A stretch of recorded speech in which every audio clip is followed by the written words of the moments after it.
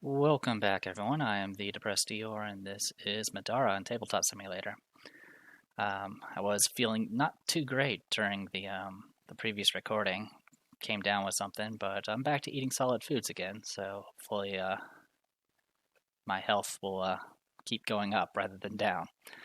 Any case, I was thinking about respecking Nightingale. I was actually thinking about doing that like back when I actually started, continuing this playthrough. Because I wasn't sure if I really wanted to have Brutal Slaughter on her, because that's usually what I put on melee characters. I don't remember if I've done a respect on Nightingale or not. This playthrough has gone through.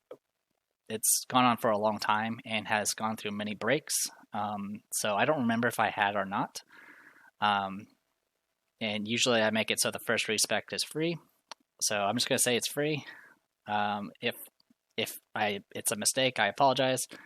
It wouldn't be the first time I've made a significant error. But the thing I want to respec out of is Down the Masses.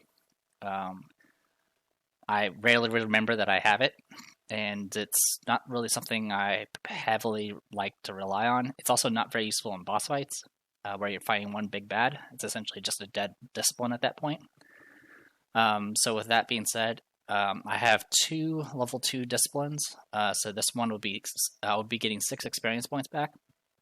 And I'm going to buy another level 1, which right now I have 1, 2, 3 level 1s, which means another level 1 would cost me 6 experience. So essentially I'll be getting back 6 experience to spend it immediately. And what we're going to get instead is Murder Circus. Since I have Brutal Slaughter, Murder Circus is completely maxed out. Essentially, once per encounter, I can throw 4 purples worth of damage, and I can combine it all into one attack, so I can bypass armor that way, or at least overwhelm armor that way. And that will just essentially help maximize Nightingale's DPS. At this point in time, Nightingale's kind of our ace in the group. She kind of does the most consistent damage out of everyone. Remy can definitely put up some damage with her summons, but that's going to become more and more complicated and difficult to do. As the game progresses. A lot of people in the Discord like to talk about how summoning is the most powerful discipline. It is not.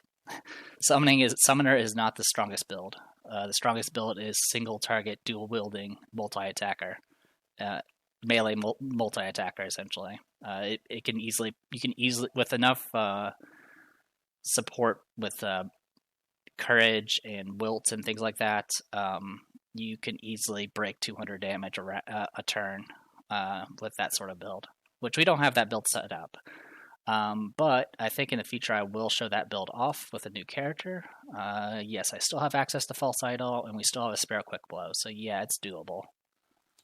Yeah, and I have a spare Blade Works. So yeah, that'll probably be something I do in the future. It will be a bit of an expensive investment this late in the game, but we'll deal with it once it comes out.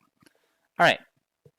With all that said and done, I don't think there was anything I really want to mess with. We have a ton of gold, but I want to hold on to it for right now. And I believe all we got left now is just the A Dangerous Situation 309. So we're going to go ahead and dive right into that.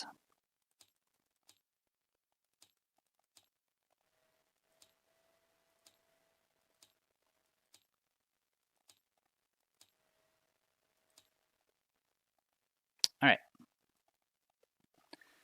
Evening found their group gathered around the campfire. After the horrors of the library, even Rook hadn't objected when Nightingale suggested they take things easy for a while. They saw comparatively few of the remaining anointed, despite being in their camp. They seemed to be packing to leave, but Nightingale didn't consider it her business what they did. So long as Saphir helped her before he left, she didn't much care. When she saw Justice and Saphir make their way over, Nightingale thought for a moment that the time had finally come. They come all this way to get Saphir's help, and she could finally get the Maluma out of her head. Then she looked a little closer and saw the anger on Saphir's face. Justice, by contrast, looked like she'd been crying. Behind her, the other anointed followed in their robes. Rook sat up straighter, resting one hand on his weapon. Justice took a deep breath. I'm sorry, Nightingale. I tried. Saphir cut her off. You were not honest with us, Nightingale. You failed to mention certain important details about how and why you came to discover us. Zeke stopped strumming his guitar. Remy stopped petting Gage. Damocles put down the bowl of gruel he was eating. From the space behind Zephyr, the other anointed came. As they moved, they drew in the dirt around them, sketching a simple circle and beginning to add to it with rune markings. I'm sorry, but we have no choice. Zephyr didn't sound sorry. It must be destroyed, and this is the only way. Rook leapt to his feet, advancing on Zephyr. What the hell are you talking about? Your friend died a long time ago, Rook. The being that wears Nightingale's skin is a powerful esper, servant of Sharon. If it escapes and sets its master free, all of Millennia will be in danger. We already know about the Maluma. Nightingale jumped to her feet, her voice cracking as she pleaded. That's why we came all this way to find you. You're supposed to help. Run. The Maluma shouted in her head as a surge of panic and desperation rushed through her. The Maluma's form rolled into existence beside Zephyr, a form only Nightingale could see. It took a horrible, deformed shape, its many eyes watching her. Its voice suddenly became clear again. You're no match for them, the Maluma urged. Run, stupid girl. Save us both. Nightingale ignored the voice and advanced on Zephyr, despite the horrible creature she saw thrashing in the air beside him. I want to kill the damn thing, not help it. We'll do anything you say. Go anywhere, find anything. I just want it out. Zephyr shook his head. We both know that is impossible, Maluma. He wasn't looking at Nightingale anymore, but at the space beside her. You stole that girl's body, and now you use it to plead with me like a puppet. This child was consumed the moment you took over her body. That's bullshit, Zeke yelled, drawing his weapon. The others followed suit, forming a loose circle around Nightingale and facing out at the anointed. Why the hell would I have risked my neck to save your lives from the Lichhorn if I was controlled by your enemy? Nightingale screamed. The Maluma's been trying to take me over, but I won't let it. I'm in control. Zephyr turned his back on her. You only think you are. That's how the Maluma manipulates. It steals your desires and replaces them with its own. The anointed began chanting. The smell of the campfire was replaced with a stench of burnt ozone, and blue, white, and soft yellow light flickered from the lines that they had traced in the dirt.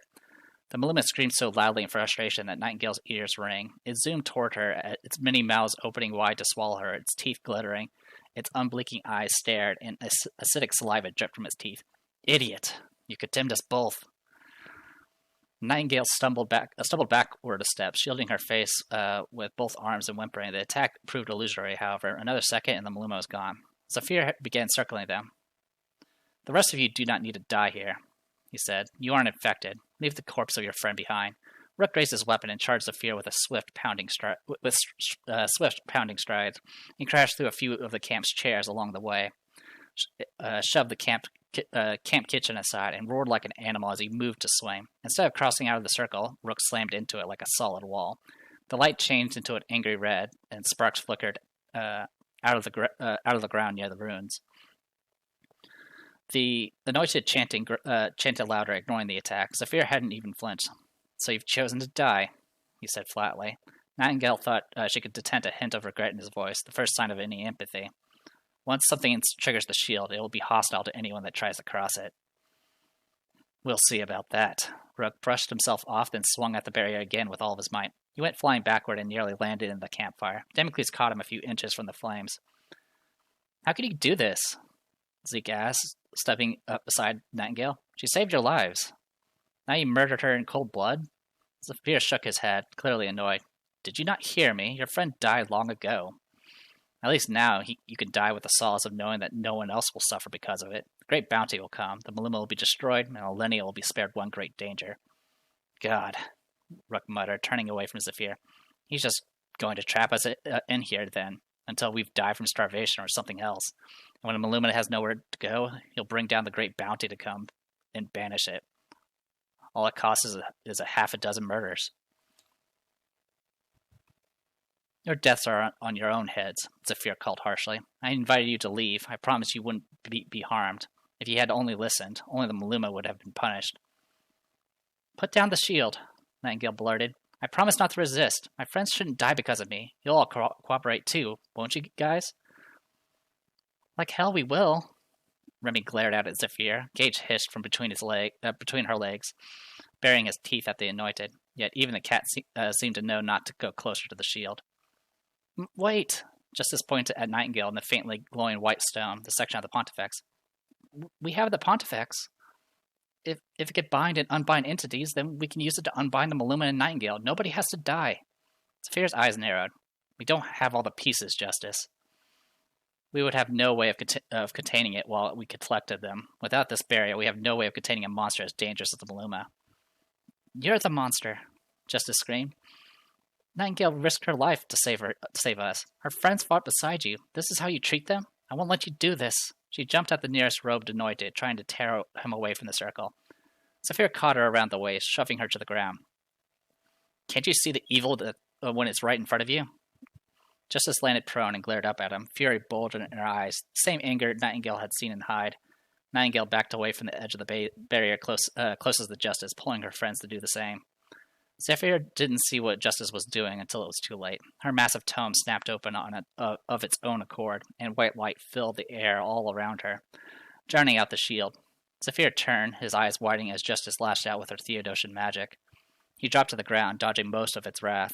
The spell ripped through his armor and tore some of his flesh, took some of the flesh of his back when it passed.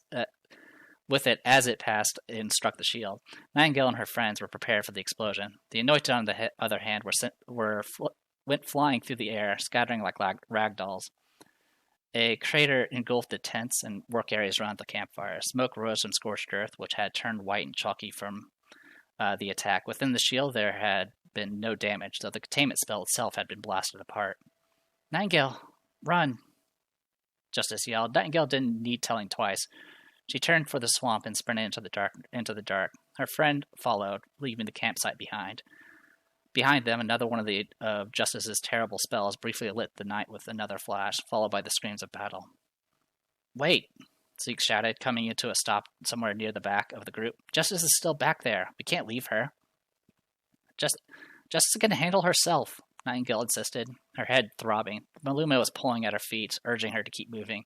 The trees were closing in around her like walls, and she could barely breathe. Zeke's voice faded away from behind her. I'm not leaving her. Nightingale wasn't sure who followed her or who ran off with Zeke. It didn't matter. All right. Justice was left behind. Mark her as unselectable. Zeke has gone back to help Justice. Also mark him as an unselectable, and we have to set the active group. Okay. So with that, no Zeke. So no Wombo Combo. And no Justice, so no Spellcaster. That's part of the reason why I wanted to use Justice one more time, because I was going to lose access to her. Alright, let me be right back, and I will reform the active group. Alright, got everything set up. While getting Damocles set up and noting that he had a Finesse upgrade, I completely forgot about Remy's Finesse upgrade. So the previous encounter, I could have been rolling gray and green instead of 2 greens. I think you can choose whether or not you want to take it, but essentially it was more harm to myself than anything else. But it was something I forgot, so just something to note in the future. But in any case, we do have Damocles. A neat thing about the recent update, or not the recent update, but the latest update to the module, is if you set Damocles down, it will actually adjust the stamina bar to allow 6 stamina. So I no longer have to pull out a separate stamina thing for him. Alright, so we got all that set up. Probably the biggest issue about Rook and Damocles right now is they don't actually have much in the form of consumables. So we're going to kind of have to just work with what we have. But for the most part, we're okay as far as buffs are concerned. The only thing we're lacking is courage. Yeah, I believe we're lacking courage. Yeah. So that's going to be a little annoying. The only person that can provide courage is Remy to her Asperge at the moment. Anyway, this will be our group for right now, and we'll go ahead and dive right in. So we'll go to a tiring meeting. Nightingale could go no farther. It wasn't just fear, though. Every time she considered turning around, she felt another overwhelming surge of that. Sheer exhaustion stopped her. Traveling to Gehenna through the carrion swamp had been difficult enough when she took her time and followed a known path. Running through the swamp in the dark, fleeing an enemy who had recently betrayed her, was much harder. The mud in unpredictable patches, some thick enough to steal a boot or make her trip. Despite their desperation, they had to remain vigilant for predators and change direction whenever they encountered anything dangerous. Like many ecosystems, the swamps were transformed by darkness. The sounds of songbirds were replaced with the guttural calls of unknown predators. Somewhere unseen, a large form splashed about in the water. Branches fell from distant trees, snapped by things she couldn't see. They had glowstones in hand, yet there was barely enough light to illuminate the edge of the clearing. Every one of them had been scraped, cut, and soaked to the skin. When they finally found a patch of clear ground, Nightingale dropped to her knees, breathing heavily. All around her, the others did the same. It was a good place for a campsite if they wanted to make one. Damocles rested on a stump nearby with his weapon in his lap and his chest heaving from the effort of the run. "We're in some deep shit," he wheezed, staring past them to the swamp, which seemed to be pressing in. Rook was beside her, cleaning the mud from his weapon with a thumb. "I hate to be the one to point out bad news, but Zeke isn't here. He must have stayed to save justice." "He's not thinking this through," Nightingale snapped. "That girl almost got us killed." Even as she screamed, most of Nightingale's anger wasn't at Zeke. "Justice saved us. I left her behind." "Justice didn't mean for that to happen." Remy sat nearby, wiping slime from Gage's coat. "But you're right. Zeke wasn't going to leave her behind. Have you seen how he's been swooning over her ever since she joined up?" "Damn it!" Then Nightingale felt something that made her pause, a flicker of emotion she recognized. Smoke satisfaction at their escape. None of the feelings were hers. You're the one that who hates justice, not me, she thought of the Maluma. It wanted her to be happy that Zeke had been left behind. "What are we going to do?" Remy asked. "Zeke and Justice are just back there, and we're stuck in the swamp in the dead of night." "Take all that and add in that what we just learned about Nightingale's problem," Damocles said. "Even if he's the biggest asshole on Middara, Zephyr seemed to know his enemy. What if the Maluma really is trying to free Sharon?" Nightingale glared up at him. She was still winded, and her words came out as struggling gasp. "I'm still me. The Maluma hasn't taken control. It talks to me sometimes. It's usually to taunt or manipulate me, but lately it tells the truth. It tried to warn me about what Zephyr was going to do, but I didn't listen." "It was just looking out for itself," Remy muttered. A bright purple glow began to build beside them. Sari appeared beside Rook and nudged his arm. "I heard you calling for help. I'm sorry I couldn't come sooner." Rook lowered his weapon, slumping back against the tree he was standing beside. "It's probably better that you didn't. If Zephyr had seen you too, it might have made him even more irrational." "What is going on?" Sari landed softly on the ground and walked slowly past him through the clearing.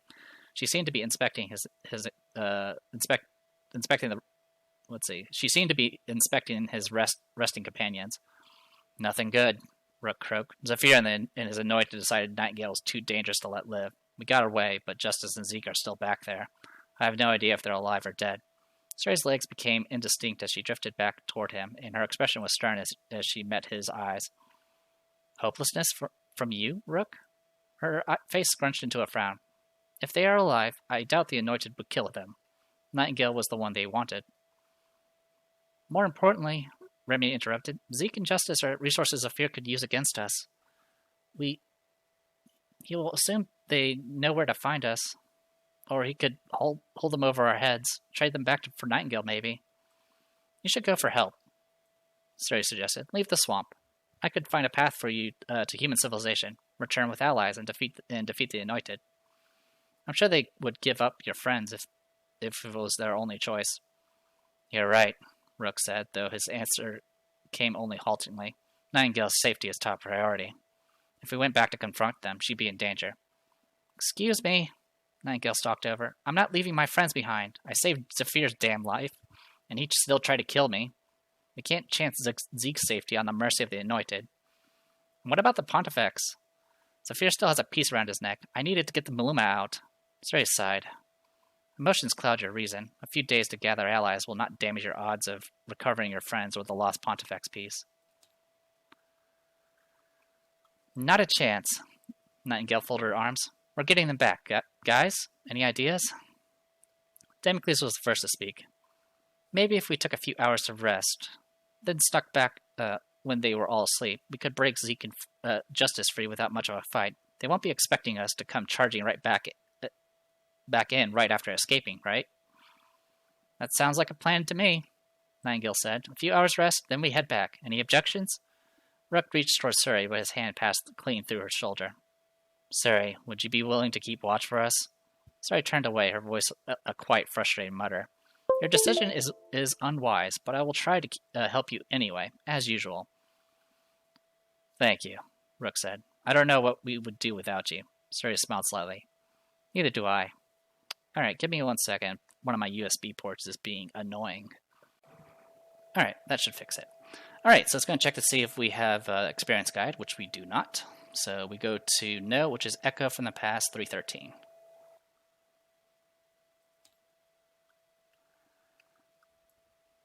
Justice tore and twisted at the bonds on her wrists, but her struggling only cut them deeper. Her hands were tied behind her back, then to a post driven deep into the soil. The fight had not gone well for her. Justice was unwilling to hurt the Anointed, so she'd been mostly helpless. Zeke had charged back into battle with her, but it didn't make any difference. They'd still beaten him senseless, then tied him up beside her. His breathing was shallow, but it was still there. Stupid fool.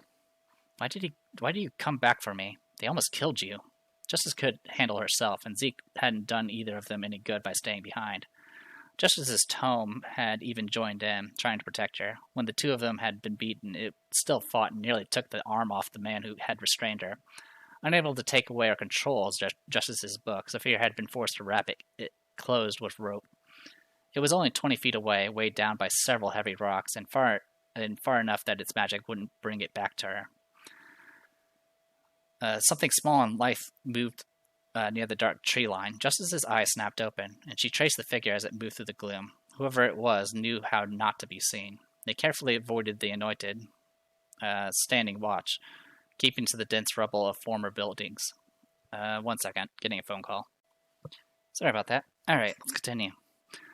The figure slipped past the edge of the camp, dodging between empty tents. They were coming straight for her, yet as they got closer and their outline came into view, Justice saw neither Nightingale's horns nor Remy's wings. Justice sat upright, her eyes widening as she could finally make out the details of the woman coming toward her.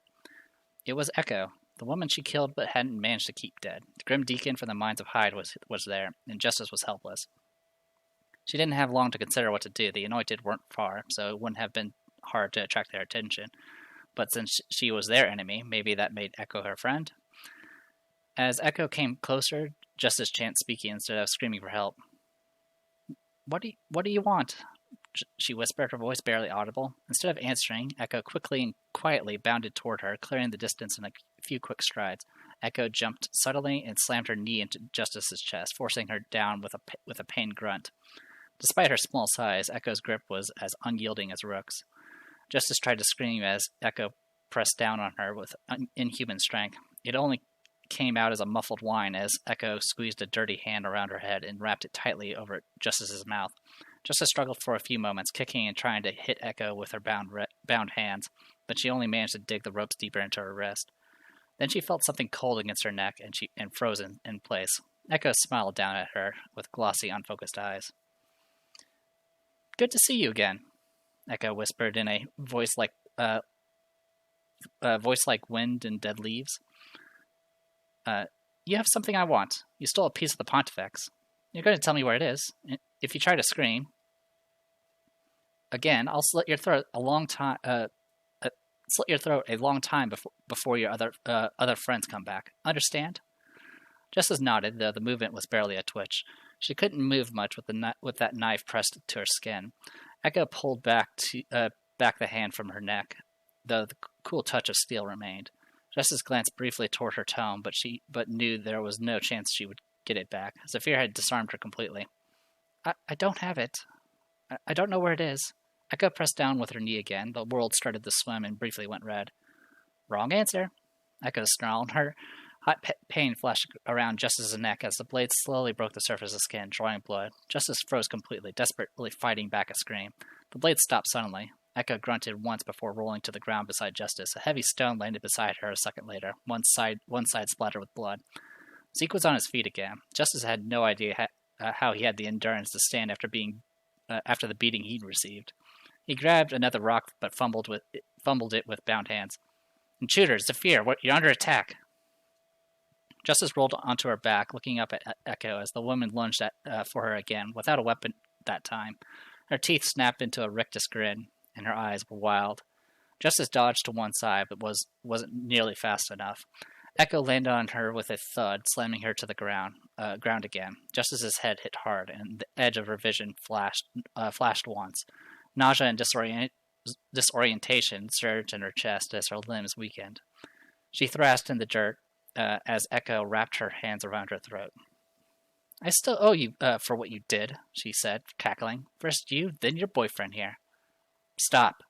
A clear and commanding voice came from only a dozen feet away. Zephyr stood tall in the dark, weapon in hand. Behind him were half a dozen anointed, each carrying weapons and glowstones of their own. He has it, Justice choked, looking towards Zephyr. He's the one. He took it. Echo yanked on her hair, jerking Justice's head to within inches of her face. She was so close that Justice could smell her half-rotten breath and nearly vomited. He has the Pontifex piece, she croaked. Echo squeezed her one last time, and Justice nearly choked. Then she rolled off, releasing her. Justice clutched at her neck, gasping for air. Echo landed on all fours like a cat, glaring up at him. Echo? Is it really you? Zephyr asked, his voice cracking. Both of them froze. No one spoke, not even the other anointed. Echo brushed some of the dirt away from her shoulders, then rose. Some of the madness seemed to vanish from her eyes. Justice groaned as she pulled herself into a sitting position. She backed as far as she could from Echo, with her hand still bound to a stake. Blood dribbled from the gash in her neck. It wasn't deep and hadn't made it far enough to be life-threatening, she hoped. Zephyr's hand shook so much that he nearly dropped his sword as he stared down at Echo in utter disbelief. I watched Sharon kill you, he breathed deeply and took a step toward her. Echo jerked back, holding up a hand. Zephyr, you shouldn't be here. She sounded desperate, her breath quickening. Anywhere else, and you'd be safe. Why did you have to be here? Why here? This is the woman who tried to kill me, Justice shouted, confused. The one from Hyde, the one I told you about. She's a Grim Deacon. She wants the Pontifex for herself. Echo didn't take her eyes off Zephyr. I have to have it. I have to find it, she said. I need it. Zephyr didn't seem to hear her. How are you alive? Echo, where have you been all these years? Why didn't you come to me sooner? Echo crossed the distance in a single stride. I'm here now. But you have to give me the Pontifex and go. Please. Zephyr removed the chain from around his neck. The faintly glowing white stone of the Pontifex dangled on its end. He held it out with the injured arm, hanging it just out of Echo's reach. Echo lunged for it, but her hands snatched only empty air as Zephyr lifted away. I need to know why you want it, he whispered, looking as confused as Justice. Sharon is looking for it. If he finds it, he will escape his prison. Whatever you need it for, it can't be worth that risk. Echo retreated from him, her eyes getting wilder. Why did it have to be you? That girl should have had it. I'd gladly kill her. Echo's voice was dripping with desperation. I need it, Zephyr. Just give it to me, and nothing bad has to happen to you. Please. Zephyr shook his head. You must keep it out of Sharon's hands. You, of all people, should understand why. Echo's face fell, her eyes going glassy and wild again. I'll just have to take it. I'm sorry, Zephyr. I wish I had a choice. Her voice dissolved into mad, calculating laughs. I need it. I need it. The sky above Echo cracked suddenly, flashing with sickly red light. Something bizarre emerged from the opening. Inhuman arms made of strange metals and glittering with many different colored threads. A tool hung from each hand, as scalpels, needles, saws. The arms loomed over Echo, leading her as she stalked slowly towards Zephyr. A pair of alien hands opened, dropping a set of identical daggers into her waiting hands. Zephyr retreated a few steps, but did not raise his sword. Echo, stop! I can't fight you. I can't lose you again. Echo closed the distance with a few more steps. I remember when we used to spar. She ran a dagger softly against his bare chest. It would be just like that, only bloodier. Zephyr dropped his sword. I won't. Justice lunged toward them. The rope caught her a few feet short, and she was yanked back, squealing in pain. Zephyr ran a hand across Echo's cheek. Sharon killed you. How are you here? Echo gently took the chain from Zephyr's hand, wrapping it around her own so that the piece of the pontifex rested beside her dagger. I'm alive. I'm still alive. She pushed Zephyr's hand from her face and turned away, chain in hand. Zephyr, Ezra called, darting for his master. She took it. What are you doing? See? That wasn't so hard. Echo laughed, backing away. You'll thank me for this later. We'll be together again soon. Hey! Another anointed shoved past Zephyr. She began chanting as intricate magical purple symbols formed in front of her. You're not going anywhere with the Pontifex. All right, and then does the party have experience guide? No. So unplanned ambush, 317. Okay. Nightingale peeked nervously over the edge of the undergrowth, peering past the ruined streets to the camp. It was far darker than it had been when they left. The main campfire was out, along with most of the other lights. She could see only one tent lit by glowstones. The rest were either empty or their occupants were asleep. Remy crept forward to peek out beside her, indicating the camp. Can you hear that? Nightingale strained, holding her breath and listening as best she could to distant shouting. That doesn't sound good. Near the other end of camp, a strange light split the night, tearing its way free of the air. It was a creature unlike any Nightingale had ever seen. It had monstrous arms with many sharp tools, and behind it was only swirling red light. Remy stared across the camp, her mouth hanging open. The hell is that? I don't know, but Zeke and Justice are still down there. We have to help. Nightingale turned, then slid back through the undergrowth to where her friends waited in the shade of a large tree. There's some crazy monster down there, Nightingale explained in a harsh whisper. Some kind of esper, maybe. We need to get down there and help. They faced no opposition as they slipped into the camp. No scouts challenged them, and no guards attacked. There was no sign of the anointed at all. When they reached what had once been the center of the camp, Nightingale learned why. The small group of remaining anointed were all there, locked in battle with a familiar figure. It was Echo, the one who infected Hendrix and Hyde, and the one who tried to kill them. She fought the anointed with the aid of the esper they'd seen moments ago. Zeke and Justice were tied to stakes driven deep into the ground, dangerously close to the fighting. Even as she watched, a powerful strike sent one of the anointed sliding to a stop mere feet from Zeke, who dodged weakly out of the way. Nightingale didn't want to see how long Echo would ignore her friends in favor of the anointed. Instead of fighting beside his anointed companions, Zephyr stood dumbly on the edge of the battle, watching Echo fight with apparent disbelief. He didn't even have a weapon. What the hell is Zephyr doing? Damocles asked. Damn coward. Let's go, Remy shouted. We have to help. Nightingale drew her weapon, nodding grimly. Zephyr and the anointed had just tried to kill her, but they believed they had good reason. Echo was crazy enough to slaughter everyone, whether she had a reason or not. Wild Combat, 318. And here we are. So I want to go ahead and load the page. And this battle is a bit messy, at least this version. There are two different versions of this fight.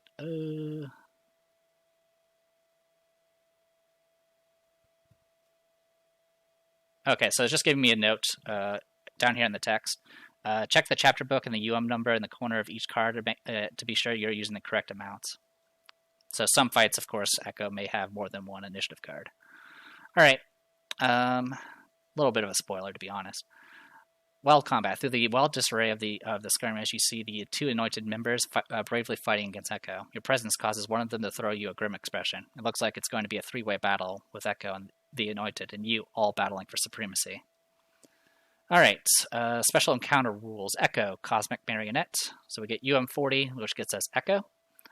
And it looks... just making sure there's nothing we're missing. Okay, so from what I can tell, she should be only using one card. All right, Soul Stitcher Astral Surgeon. When setting up this encounter, you also get Soul Stitcher's Astral Surgeon and use those cards. We'll go ahead and add that to the track. Bria, Anointed Mage, and Ezra, Anointed Rogue. We get their Intelligent Combatant cards. Before we use their command cards, this time we're using their Intelligent Combatant cards. Okay, and it looks like the lore on the back is the same as the command card. All right.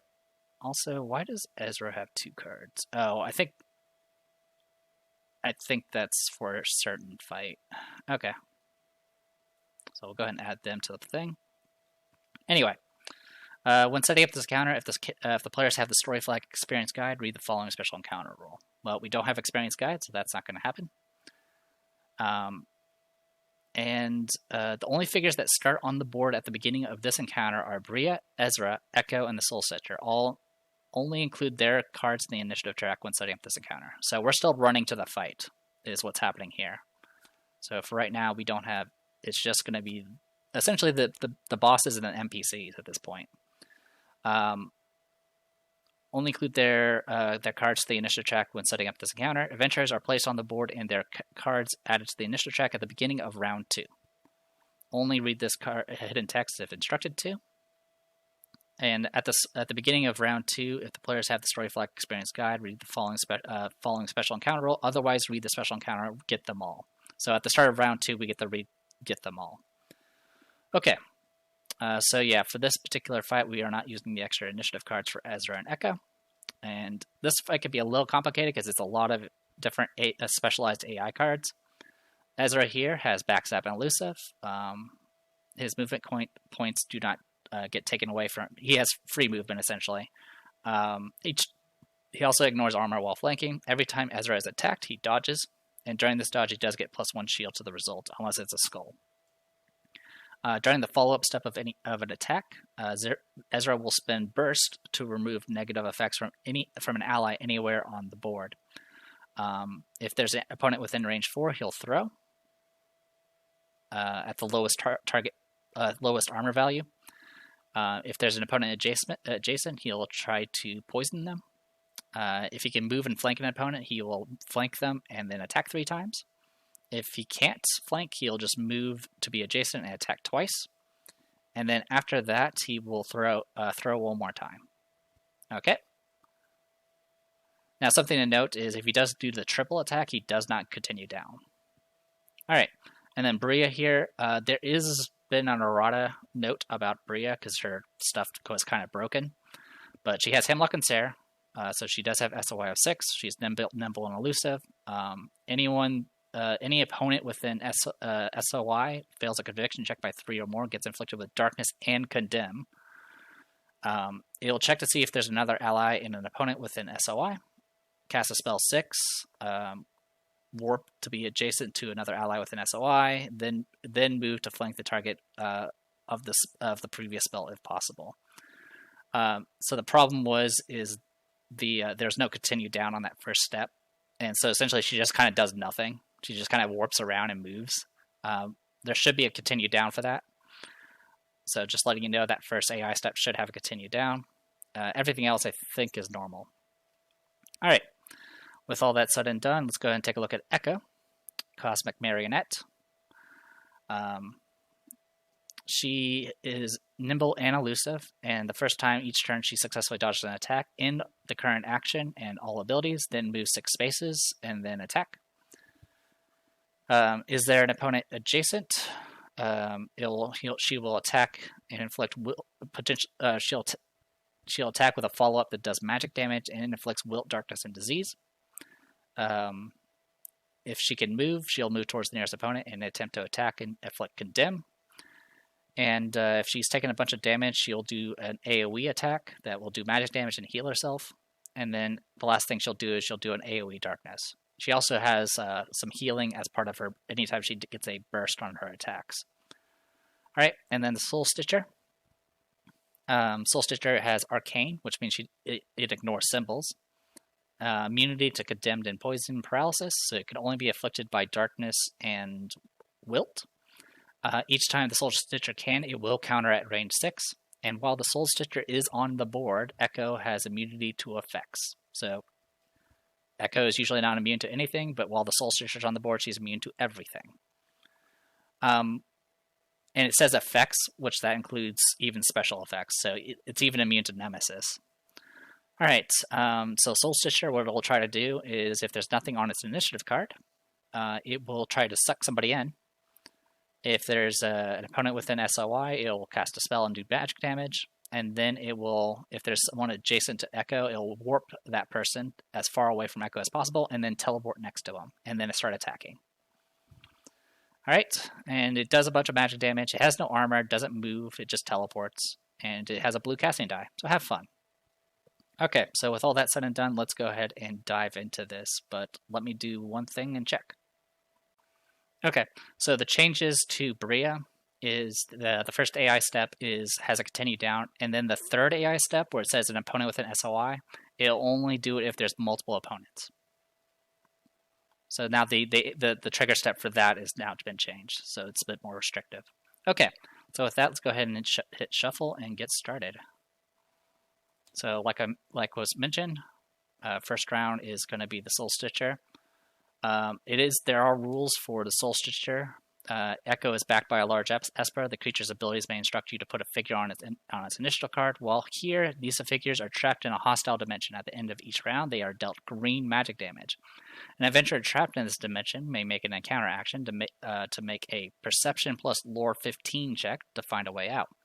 They may not use abilities or take any other action while on this card. When the trapped figure passes the check, or when the Soul Stitcher is defeated, or when the Soul Stitcher is dealt 30 or more damage in a single turn, place the trapped figure adjacent to the Soul Stitcher. If it is the trapped figure's turn, end their turn. Figures using intelligent cards roll black to make the encounter action, which I'm not sure why I included that detail. We already know that rule. All right. So I did hit shuffle. It goes Soul Stitcher first. Is there no opponent on the Soul Stitcher's initiative card? Yes. Cast a spell 6 against the farthest opponent on the board. So Soul Stitcher's here. It is 1, 2, 3, 4. 1, 2, 3, 4, 5. So it's going to target Ezra. It's going to target starting at Ezra, Bria. So it's going to go ahead and roll a casting die for Bria. It rolls a 6 plus 6 is 12. And Bria is going to roll 2 greens for conviction. I roll a 12 exactly, so it does not succeed. Is there an opponent with an SOI? The SOI for this thing is range 4, so it's just going to be Ezra. Just making sure. Yep. All right. Cast a spell against all opponents with an SOI. Deal green magic damage. All right. Casting a spell. 12 again. Ezra gets to roll his conviction. 12. All right. Starting strong here. All right. Then continue down. Is there an opponent adjacent to Echo? No. And is there an opponent adjacent? No. So that is it for Soul Stitcher. Pretty standard round there. Goes to Ezra. So Ezra is right here. There are 2 opponents within range 4. It's going to do a throw purple against the opponent with the lowest target armor value. So we'll go ahead and borrow a purple here. It's going to throw it at the Soul Stitcher because Soul Stitcher has 0 armor and Ezra has 2. Alright, does 2 whole damage to it. Alright, then continue down. Is there an opponent adjacent? No. Can Ezra move and flank an opponent? No. Can Ezra move adjacent to an opponent? Yes. Move adjacent to an opponent. He has 8 movement and he ignores terrain. So he is going to move. It doesn't say anything. It just says move adjacent to an opponent. He can get to either one. So it's going to be based off initiative. So it's going to go after his Soul Stitcher. So Soul Stitcher is going to go here. So adjacent to Soul Stitcher. Then it says make 2 attacks against a single opponent. So it will. So we'll go ahead and do that. All right, 11's a miss. When it misses, it will counter. And then when it every attack done to Ezra, he will attempt to dodge. So we'll go ahead and get him a black die. And roll his black die. All right, skull, so nothing. And here's the counter attack. 10 versus 13 defense, so it misses. Just checking to see if he counters. No, he doesn't. All right, so now he's going to make his second attack. This is usually how Ezra does. All right, misses again, which of course Soul Stitcher is going to attack. Each time Ezra's attack. So yeah, every time he will dodge. And of course, I roll another skull. And this time he rolls 16, so it does hit. He has 13 defense, so it's going to be 3 damage base, which that's going to be negated because of his armor. And then it is +1 magic for every book and +3 magic for every burst. So 1, 2, 3, it will do 6 magic to him. Alright, so he did more damage to himself that round than anything else. Alright, goes to Echo. Is there an opponent adjacent? No. Can Echo move? Yes. Move towards nearest opponent, which will be Ezra. Then make an attack. Ezra will attempt to dodge. Okay, he does get +1 to this, so it's going to be a total of 15 defense. 17, so it does hit. So it's going to be 2 damage base, and then every shield is +2 physical, and then she would also get healed, but she's at max HP.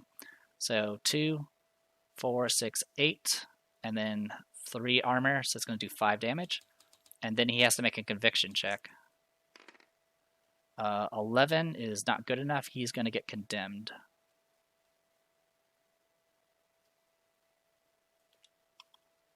So he's now condemned.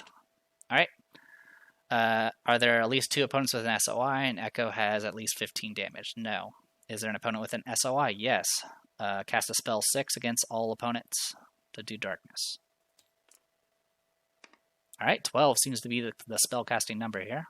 So both of them get the roll conviction. So Ezra passes. And so does Bria.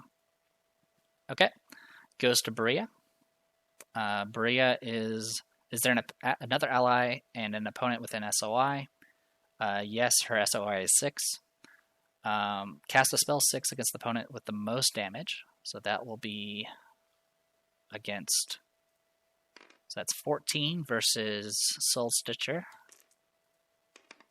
Alright, resisted. Whatever it was, it resisted. Then move to flank the target of the previous spell if possible.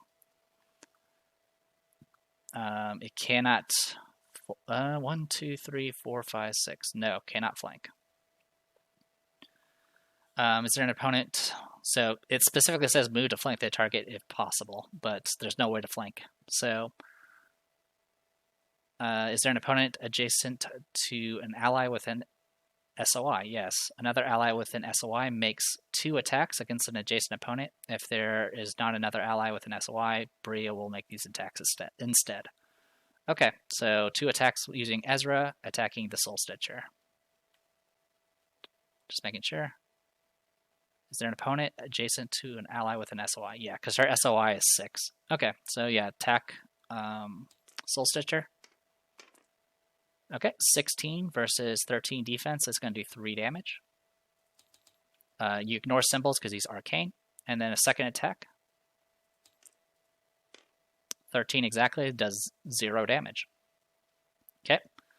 Is there an opponent? If in this case they changed it, so is there multiple opponents with an SOI? Yes, because she has Hemlock and Sarah. Cast a spell against 2 different opponents. Deal green magic damage. So I'll go ahead and roll that spell. All right, 14. And then conviction. Okay, failed it. And failed it. Okay, and then it's going to do a green of magic damage. So I'll just roll the casting die again. It does 6 damage to both of them. Okay. And that is it. Okay, that is the end of the first round. At the beginning of round 2, we go ahead and add the rest of the party.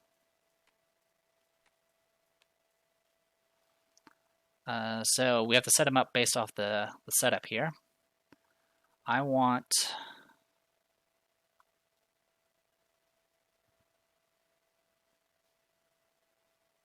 trying to see what my options are.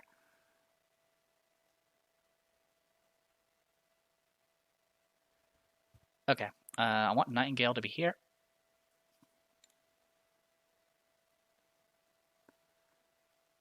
Rook can be here. Remy can be back here. And Damocles can be all the way here. So just making sure I got that right. That is all correct. Okay. And then we need to read the Get Them All. Through foliage, you see Ezra and Brea fighting its echo. Your presence causes one of them to throw you a grim expression. It looks like it's going to be a three-way battle. During this encounter, Brea and Ezra treat all other figures as opponents. So yeah, that's going to be a little annoying, because we're going to get caught in the crossfire here. Alright, so with that, we'll go ahead and shuffle and get started. Yeah, I believe that's all the fancy special rules now. There is one other special rule, which is when Echo is defeated, but I'm going to be defeating the Soul Stitcher first, because it'll be a lot easier to do. Okay, so we got that as our start. So big thing here, of course, is the deal with the Soul Stitcher. Barbed arrows would be really good right now, but I don't have them equipped. So not much we can do about that. And unfortunately, we can't flank off of Ezra, so we're kind of stuck with what we got. So, I think the plan here, I am hasted, so I do get 1 stamina. So Nightingale gets that, and we're just going to start shooting. I think that's going to be the plan here. So we'll start with Precise Strike. No point in rolling anything extra. We will get +1 to the attack because of not moving, and it'll be against the Soul Stitcher here. Okay, so that's 16 in total, or sorry, 17 in total, so it's going to do 4 damage. So 4 damage. Oh, actually, sorry, that's 16, 17 in total. It'll do 4 damage +5 because of Precise Strike, so another 5 on top of that. Okay. Yeah, I should have brought barbed arrows. This is going to make the fight so much longer. Alright. Oh, also, we do get +2 damage because of Morbid Leather, so that's another 2 damage. So not too bad. Alright, then I'm going to go ahead and Quick Blow off of that at the cost of 1 stamina. I'm just going to use the Infection and take 1 damage. And shoot again. Alright, that is minimum roll, so I'm going to go ahead and use Kill the Messenger to change that into that result. And that will be 16, 17, so it's going to do 4 damage.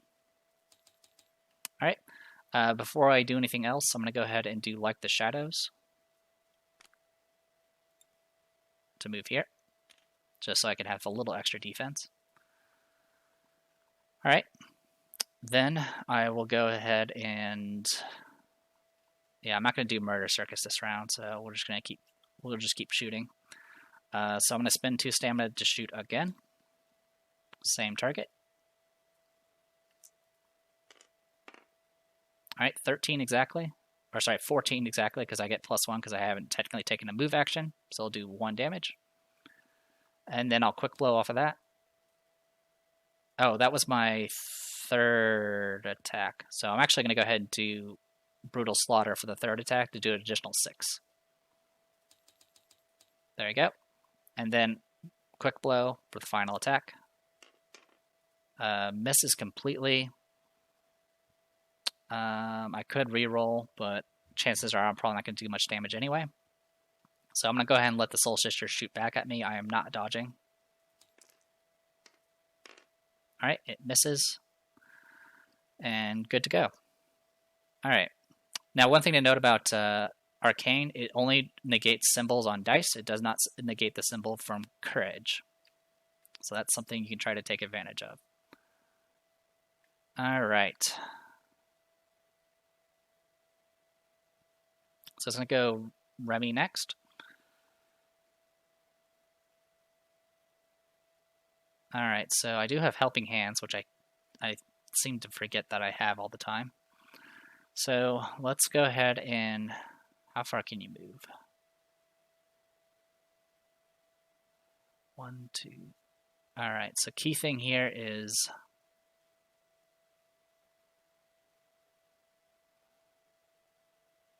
Okay, so I'm going to spend a stamina to move. 1, 2, 3, 4, 5. We're going right there. Then I'm going to go ahead and activate Summoning. Summon Femke and DM, who I need to get their figures.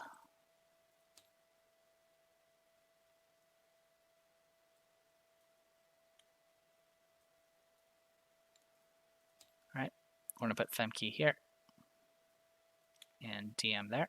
So SOI is not blocked by figures, so taking advantage of that here so I can get flanking. This is a 2x2 figure, so this does count as a flank. And I need to get 4 summon tokens from summoning itself, and then +1 from Friends with Benefits, and +1 from Soul Bond. So it should be a total of 6 summon tokens.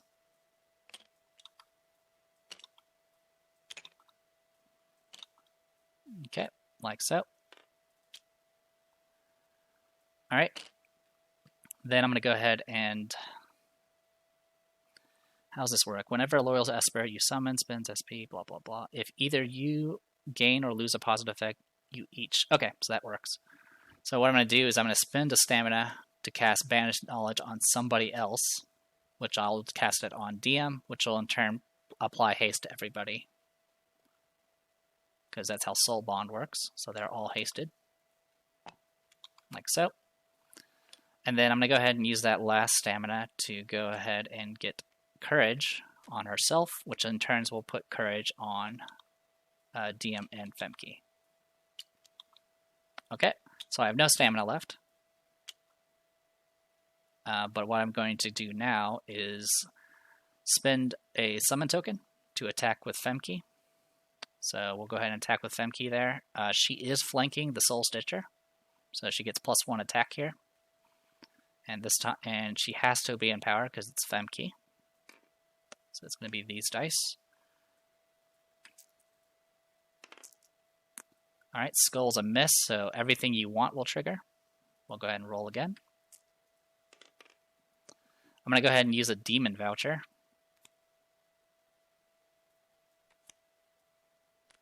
To re-roll that.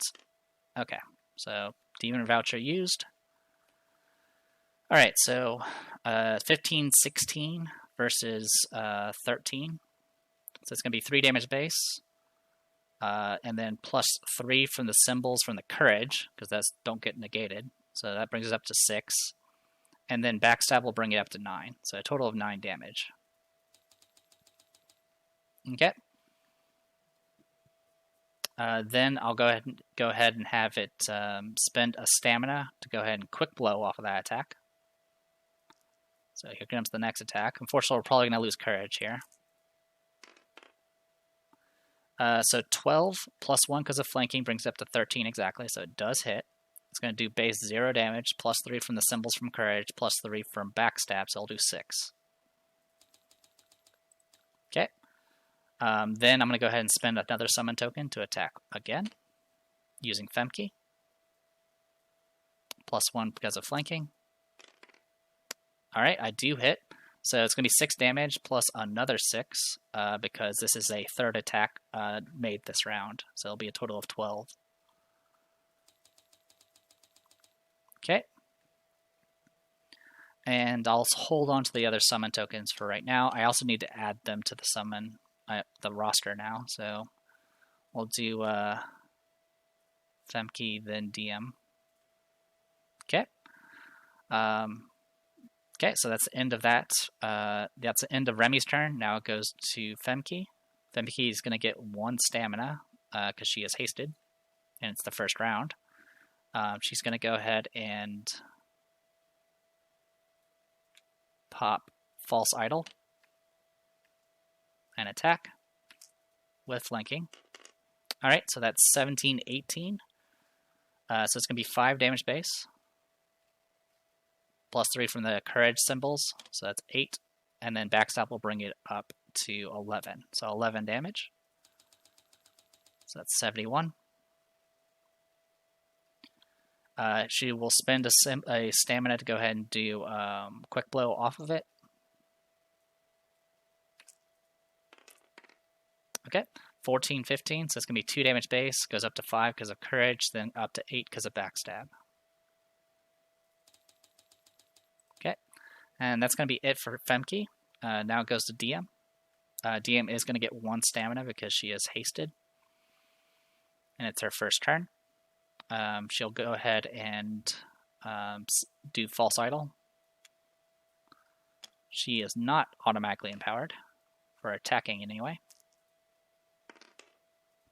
But still misses. Everything you want will trigger, so she'll re-roll her dice.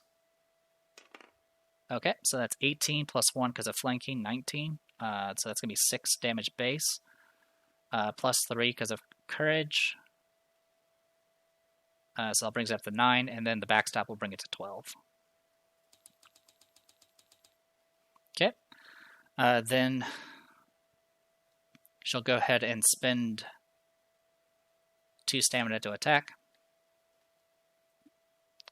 Attack again, rather.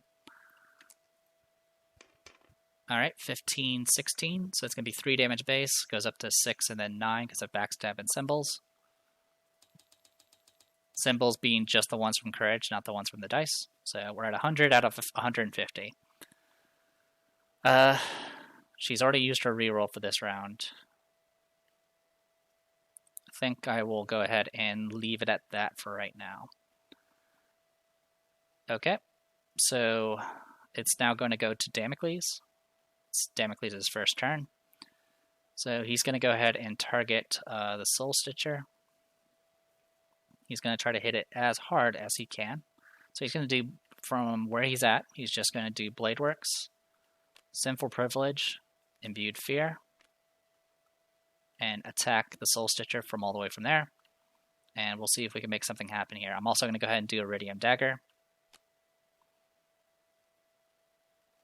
And we'll dive right into this. So, it's just these 2 dice, no modifiers. Alright, it's going to be a miss. I'm going to go ahead and use a reroll using the Enchanted Piercings. I'll just reroll both dice. Alright, 15 is a hit. So 15, it's going to be 2 damage base. Plus 2 because of Imbued Fear brings it up to 4. So we're at 4 damage right now. Follow through. Every stamina will increase our physical damage by 2. So I'm going to spend all 3 to bring it up to 10. So we're at 10 damage so far. And then I'm going to do another 4 damage to himself to bring that total damage to 14. Like that. Alright. And then he'll Ring of Blood to heal himself for 2. And that'll probably be it for him. He does get a Vow token from the Iridium Dagger.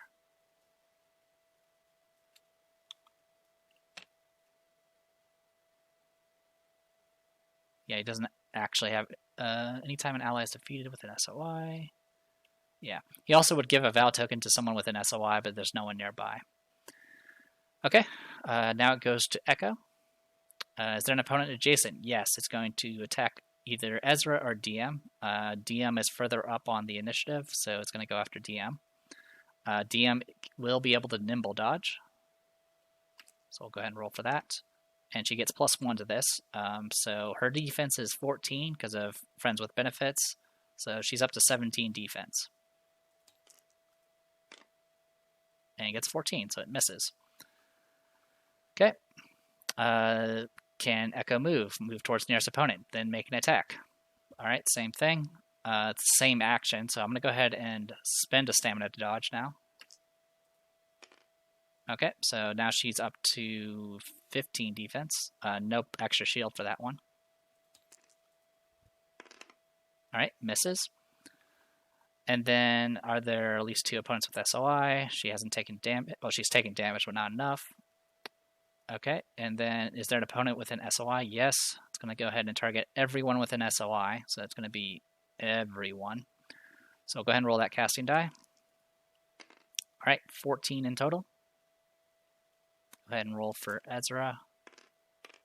Fails it. Bria. Fails it. Remy.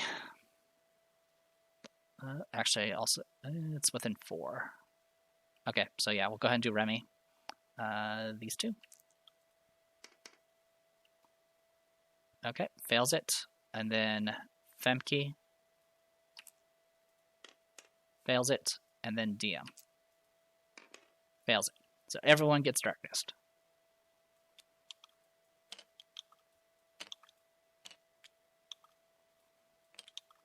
Okay. Well, there you go. And unfortunately, this is going to hurt my summons quite a bit. Alright, so that's all been taken care of.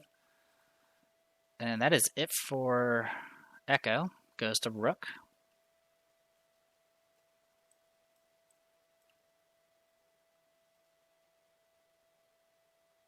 Alright, so Rook will go ahead and move forward.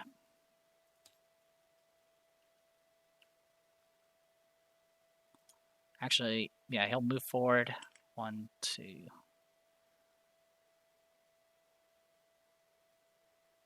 I'll put him there.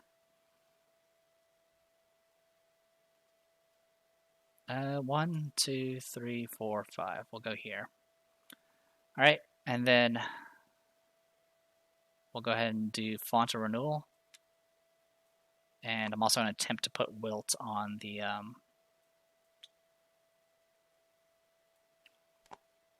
Soul Stitcher. Alright, so let's go ahead and get out this thing.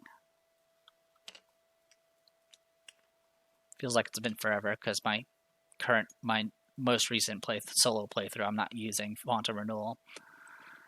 Alright, and then yeah, I'll go ahead and roll the casting die. I roll based off the shield, so it's going to be a green die. So it was 1 stamina to activate Font of Renewal. It's going to be 1 stamina to activate Crumbling Time. And we'll cast on the Soul Stitcher. It'll most likely resist it. 8 plus 6 is 14. 14 exactly. Unless I have a way of forcing it to reroll. I do not. At least not in range. Okay. There is a way I could force it to fail with the Poppet, but I didn't have it equipped. Alright. That is it for Rook. Goes to Soul Stitcher. So it's going to go ahead and cast a spell 6 on the farthest opponent, which is going to be Damocles. Alright, 11 in total. Damocles is rolling 2 whites. Good luck. More than likely he's gonna get chomped. Oh, he was just 1 short. I could try to reroll, but I think I'll go ahead and just take it. So we'll put him. I'm gonna just put him on his card because obviously it's gonna be hard to stack something on a hand. All right. Move the figure onto the Soul Stitcher's initiative card. Yeah, so that's all been taken care of.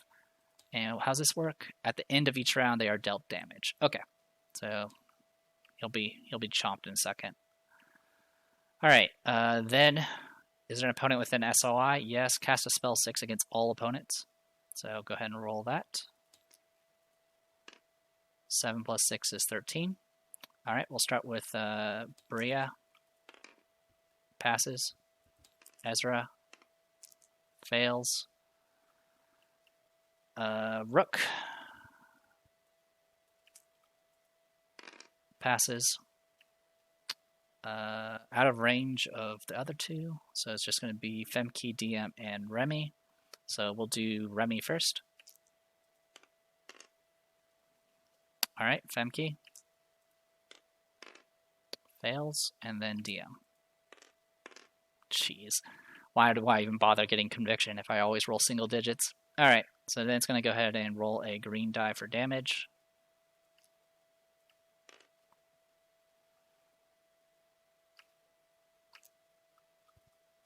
Alright, does 5. Alright, so Rook passed, Bria didn't, Bria did, Ezra didn't, so takes 5. Remy's going to take 5, and then Femke and DM are each going to take 3 because they are resistant to magic. Alright. Is there an opponent adjacent to Echo? Yes. Warp an opponent who is adjacent to Echo to the farthest space from Echo, then warp to be adjacent to the same opponent. So, and there is no save for this, it just warps. So it's going to be based off highest initiative, which is going to be DM. So DM's going to get put in this corner here, and then teleport. Okay. Is there an opponent adjacent? Make 2 attacks against a single opponent. So 2 attacks against DM. DM cannot dodge because of darkness. Miss. And a 19 versus 13 defense. It was up to 14 because of Friends with Benefits, goes down to 13 because of darkness. So it'll be base 6 damage. So we'll get the 6 damage first, putting it at 9. And then the magic damage was 3, 4, 5, 6, 7, gets half to 4. Okay. They both have 18 HP because they're fragile. And Remy has 36. So yeah. Okay, so that all works out. That was the second attack. Okay, goes to Ezra. Ezra needs to roll a black die. Okay, does not die. Good for him. What's not great is he's going to throw a knife. He's going to throw a knife at Femke. Because Femke has no armor. 3 damage to Femke. Okay. Then, is there an opponent adjacent? Yes. Each adjacent opponent is afflicted with poison. I'm not going to bother rolling this because Echo is immune. Because as long as the Soul Sister's on board. Alright. And then, can Ezra move and flank an opponent? He has 8 movement. No, because they're not allies. Alright. Move to be adjacent to an opponent. 1, 2, 3, 4, 5, 6, 7, 8. Okay, so it can't even get in range of the Soul Stitcher. Either way, I would have went after Echo in the first place. So we'll go ahead and attack. Echo is nimble, so it's going to get a nimble dodge. This also gets +1, so she now has 15 defense. Okay, 16. That does hit. Base damage is 1. And then 2, 3, 4. It'll do a grand total of 2 damage to her. Alright, and then the burst is actually going to be used to remove negative effects from an ally anywhere on the board. He's going to get rid of Kadim so he doesn't die. Alright, that was the first attack. Now the second one. Nimble dodge has been spent, so it'll just be a regular attack. And of course I miss, and that's going to immediately end that action. Echo is going to move 6 spaces towards the farthest opponent within movement range. 1, 2, so that is 4 away. 1, 2, 3, 4, 5. 1, 2, 3. 1, 2, 3, 4. So that's 5 away. So, okay. Yeah, so it's going to make a rush for him. The first time each turn she successfully dodges, move up to 6 spaces towards farthest opponent within movement range. Alright, she is elusive, so she doesn't provoke an attack from Ezra. And it's going to go this way, straight for Rook. Does provoke a break attack from Remy. Remy will go ahead and make it. She just rolls these 2 dice. 13 does hit. It will do 2 magic to her. Okay. Everything else gets just soaked by armor. Alright. Then it's going to attack Rook. Yeah, make an attack against Rook. Rook is not dodging. That is a max damage roll. Rook will go ahead and do Brooding Mantle and just negate it. Does still trigger the heals though, so it's going to heal her for 6. Okay. That is it. That was it for that was on Ezra's turn, of course. That was Ezra's other attack. And then it's going to go ahead and throw another throwing knife at freaking Femke here. So 2 damage to Femke. Yeah, Ezra's going to be annoying. All right, that was Ezra's turn. Now it goes to Bria.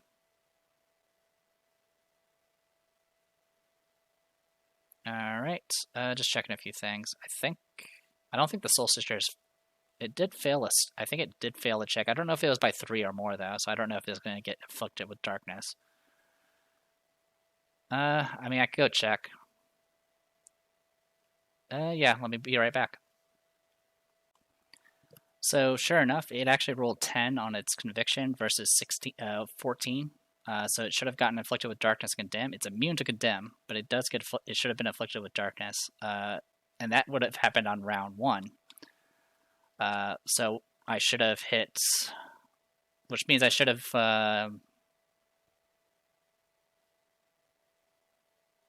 It pretty much means I didn't need to re-roll one of the attacks, I believe. I think I still definitely missed with all the other attacks. But it also meant I technically did 1 extra damage per hit with Femke. And she did 3 attacks with Brutal Slaughter, and then on her turn she hit 2 more times. So she should have done at least another 5 damage. And then another 1 damage from Damocles. Because darkness lowers defense and all that good stuff. Everything else I think is fine. Oh, actually, also there's also the hits from Nightingale as well. Nightingale hit multiple times. She hit with Precise Strike. She hit with Quick Blow. She hit with a... And then she missed with a regular attack, I believe. So yeah, I'll just add 2 more damage from there. And that should probably even everything out. So that was my bad. It was against me in this case. The other thing was 1, 2, 3, 4, 5 failing conviction checks when an opponent within Bria fails a conviction check. So this means I should have gotten a bunch of condemns as well. So condemn is going to go ahead and get applied to. I'm pretty sure I failed all of these by a lot, so we're just going to go ahead and just do condemn, condemned, and condemn for them. Everyone else should... Yeah, those are the only people that were in range. Yeah, it's just the twins and Remy. Okay, so now all 3 of them have condemn, which is a little annoying. It's not the end of the world, because of course we have the font of renewal. Okay, so yeah, with all that said and done, that was Ezra's turn. It goes to Bria. Bria is going to send another ally and an opponent with an SOI. Yes. No. 1, 2, 3, 4, 5, 6. 1, 2, 3, 4, 5, 6.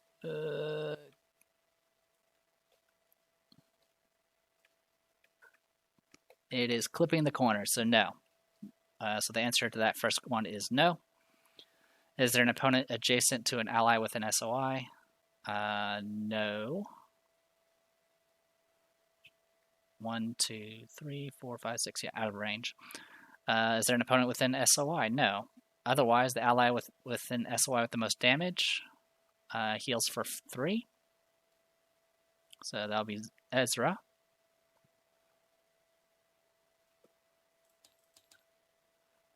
And then cast a spell 6 against an opponent with the most effects.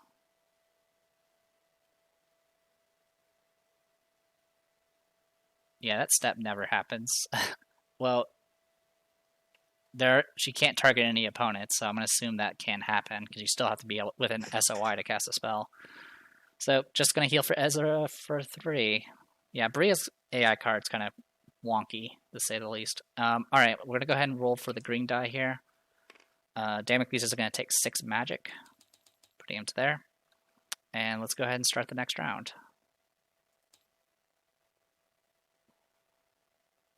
Okay, that works. Goes Nightingale first. Nightingale is hasted, so she'll get 4 stamina going up to max. And she needs to go and get caught up with the our foe over there.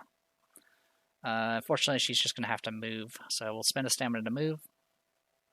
1, 2, 3, 4, 5.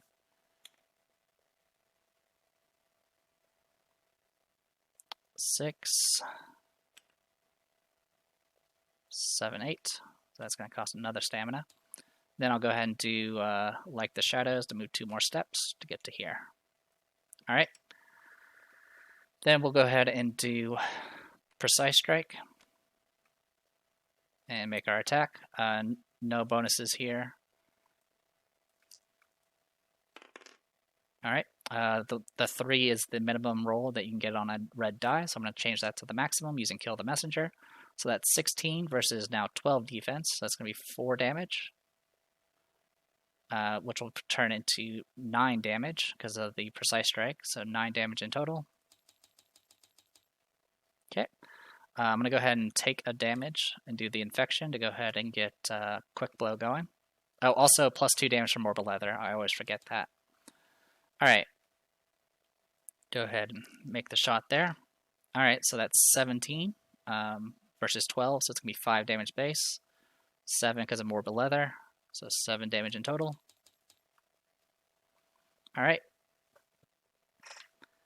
And we'll go ahead and spend 2 more stamina to attack again. Oh, yeah, 2 more stamina to attack again. This will be our 3rd attack. Alright, that's going to be a miss. Unless I reroll. So I'll go ahead and reroll. I'm going to pop a Bottle Blessing and reroll both. That works. Alright, so that's 15 versus 12. So that's going to be 3 damage base. 4-5 because of morbid leather. And then Brutal Slaughter will bring it up to 11, which will finish it off. I don't think there's any special stuff about that. In any case, it is going to go ahead and spit out Damocles. Where are you, Damocles? There you are. So I'll put you there. Actually, I'll put you all the way in the back.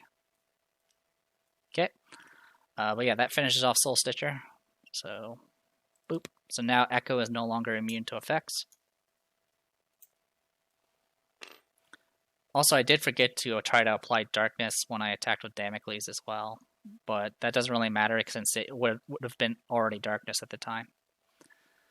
And if I had failed to get the kill with Nightingale, I still had Murder Circus. So I definitely was not in really any trouble there.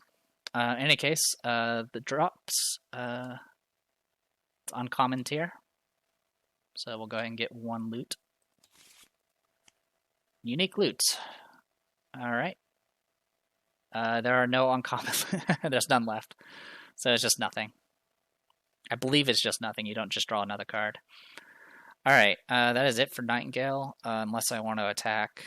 Oh, I actually ran by Echo. I didn't even realize. We'll just let Echo take a swing at her.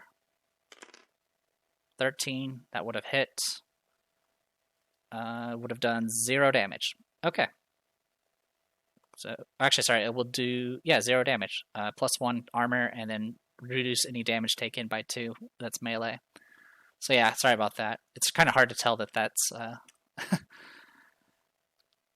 because the base is the same as most of our allies. Anyway, so yeah, I did run by Echo, so I should have provoked an attack there. But 1, 2, 3, 4, 5, 6. I can actually shoot from here. It's not going to really do much. Because she is going to nimble dodge. So I think I'm going to just wait for now. Yeah, I'm just going to wait. And not do anything for that. Goes to Damocles. Damocles is going to... Oh, also, Nightingale should have healed for 1 from the Font of Renewal at the start of her turn. Sorry, there's just a lot of effects that juggle here. Anyway, for Damocles, Damocles is out of range of the Font of Renewal, just barely. Yeah, I should have spawned him closer. That was my bad. Alright, he's going to get 3 stamina. And he's going to, of course, do Blade Works, Sinful Privilege, Blade Distortion, so she can't dodge.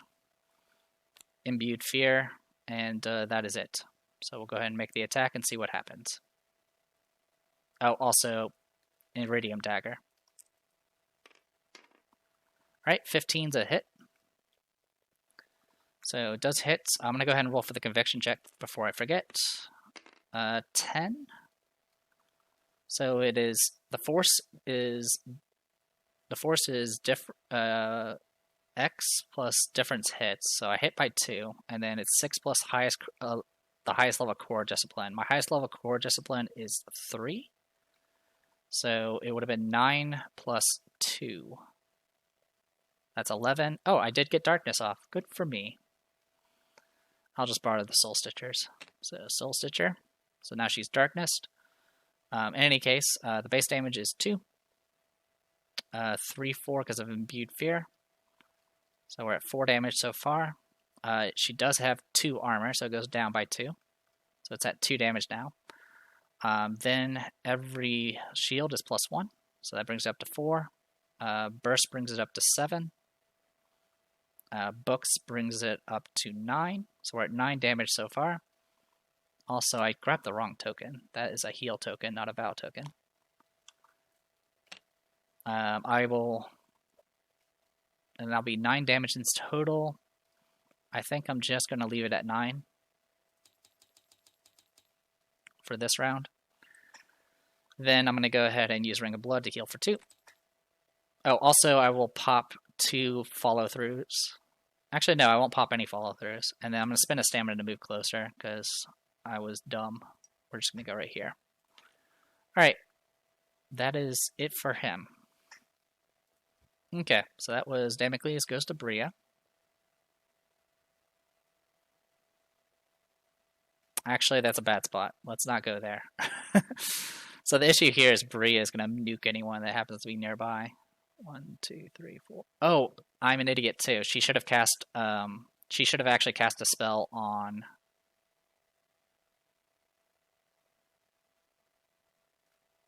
Let's see, 1, 2, 3, 4, 5, 6. Okay, sorry. Like I said, Bria is just a pain in the butt. Okay, so there are not multiple opponents with an SOI, so that third step would not trigger, but she would attempt to cast the tower on Remy. So I'll go ahead and roll for that real quick. Get that out of the way. So that's 10 in total. Okay, she resisted it. Okay, so there you go. Everything else still works. So yeah, I'm going to go ahead and keep Damocles away for right now. I just need him to be in range of the healing. Alright, so there we go. Back to Bria. Like I said, it's just... I hate this AI card. It's so annoying. Alright, is there an ally and an opponent with an SOI?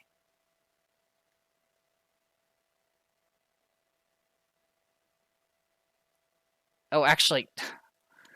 I keep forgetting that I count as an enemy. That's the problem. So let's rewind and do Bria's previous turn and fix that. So let's go ahead and take back the damage here. It would have been spell 6, which I just rolled. She just resisted it. So the warp didn't happen. Then she would have moved to try to flank, but she couldn't. And then it would continue down. Is there an opponent adjacent to an ally? No. No. Okay, then it'll do the heal 3.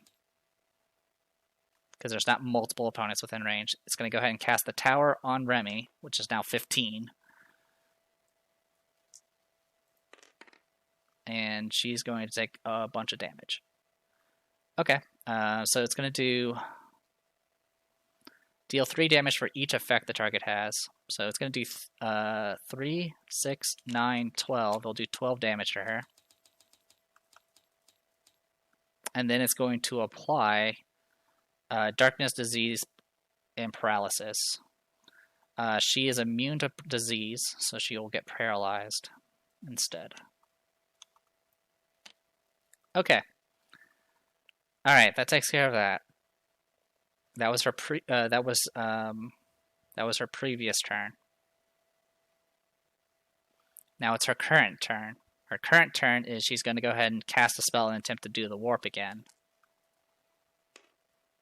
7 plus 6 is 13. Alright, fails it. Warp. Warp the target adjacent to another ally with an SOI. So it'll be something like this. Then move to flank. So like this. Then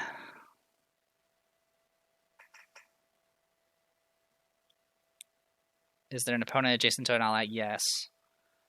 And it's going to be Ezra here, who does have backstab. It's going to be 15, 16 because of flanking. I have only 12 defense. So 15, 16 versus 12. So it's going to be 4 damage base.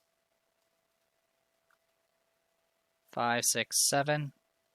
10 because of backstab. It'll get reduced by 3 because of armor. I'll do 7 damage in total. That's the first attack. Second attack. Okay. It's going to go ahead and use that burst to go ahead and get darkness off himself. 13, 14, so it's going to do 2 damage. 3, 4, it'll do 1 damage because of leather armor. Alright. Okay. Then continue down. Is there multiple opponents with an SOI? Yes, now, because she moved closer. She's going to go ahead and cast a spell. Alright, so it's going to be 10 in total. It's going to be against 1, 2, 3, 4, 5, 6. Against 2 different opponents. It doesn't have any specifications. So it's going to be Damocles. It'll be Damocles and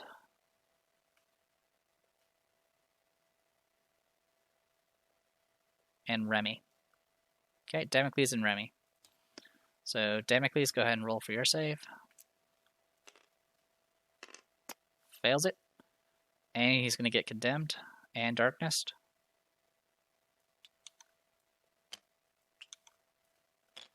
Okay, and then roll for Remy. Passes. So green damage. 8 damage to Damocles. Alright. That is it for Bria. Oh boy. Alright, goes to DM. DM is going to get 2 stamina, and then +1 because she is hasted.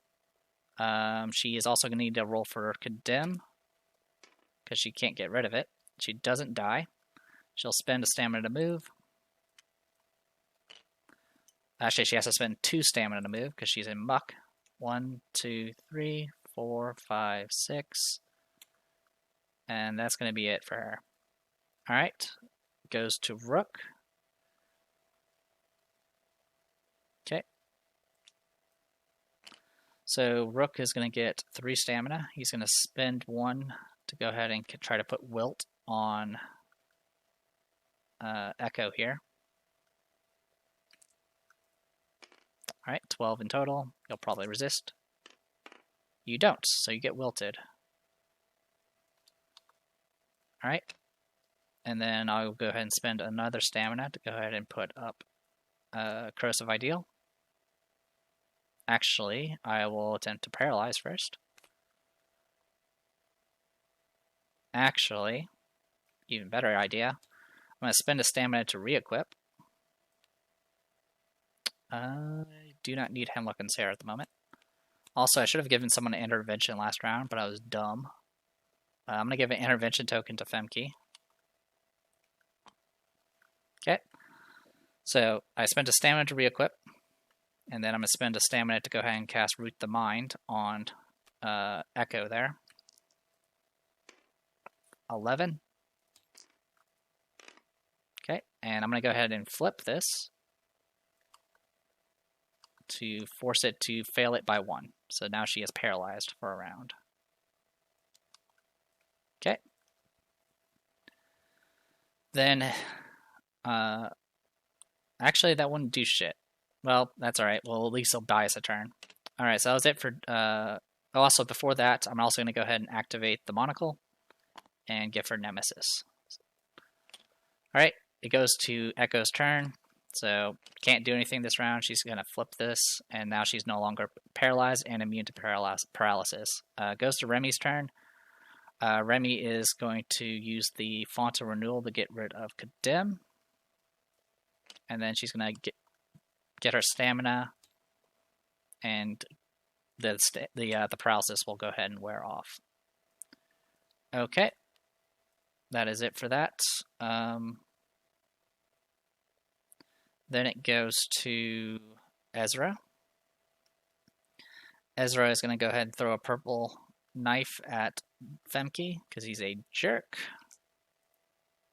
6 damage to Femke. She's probably going to die before she can actually do anything. Alright, and then is it an opponent adjacent? Yes, that would be Remy. It's going to do Force 13 poison. I resist it. Alright, then it's going to go ahead. It's flanking an opponent. It's going to make 3 attacks. Alright, Remy is going to go ahead and spend a stamina to dodge. She can't. She is darkness. Never mind. I could have tried doing helping hands, but that still wouldn't have saved her. Alright, well, here comes. This is going to hurt a lot. So, flanking. Alright, so that's 16 in total, 17 in total. So it'll be 5 damage base. Go ahead and remove the other darkness using the burst. So 5 damage base, 6, 7, 8. It'll do 5 damage to her. Alright, second attack. That will kill her. Yeah, there's no stopping that. Alright. Alright, all of her effects will go away. She does lose everything, including her summon tokens, at least according to what I've heard. Which in turn will also mean that haste and Kurt goes away on these. Not the token, not the ability token, though. Okay, remove you off the field. Remove you off the initiative. Alright, and that was all of his attacks. And there's no continue down for that one, thankfully, so that means Femke gets to live. Goes to Femke's turn. Femke is going to get 2 stamina when we have to get rid of the condemn. And then she will spend a stamina to move.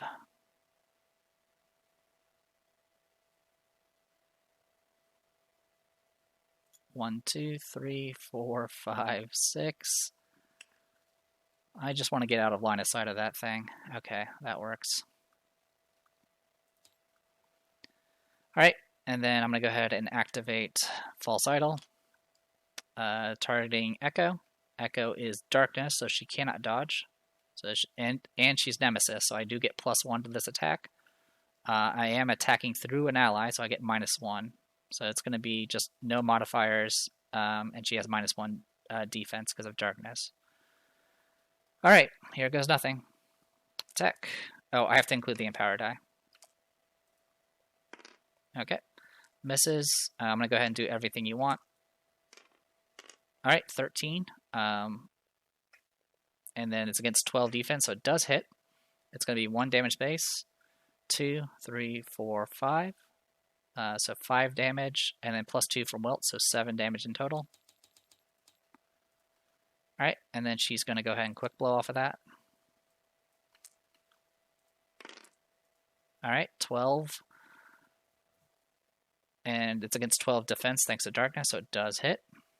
It's going to be 1, 2, 3, 4, 5, 6, 7, 8. So 8 damage. Or I forgot about the 2 armor. I apologize. So take back 2 damage. Alright. Anyway, back to what I was doing. So 1, 2, 3, 4, 5, 6, 7, 8 because of Wilt. And then 2 armor, so it goes back down to 6. So 6 damage in total. Alright. That is it for Femke. That is it for the round. Let's go on to the next round.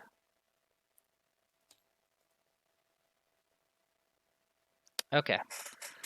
So yeah, the goal here is just to defeat Echo. I don't need to defeat Bria or Ezra, though they're definitely tempting me at this point.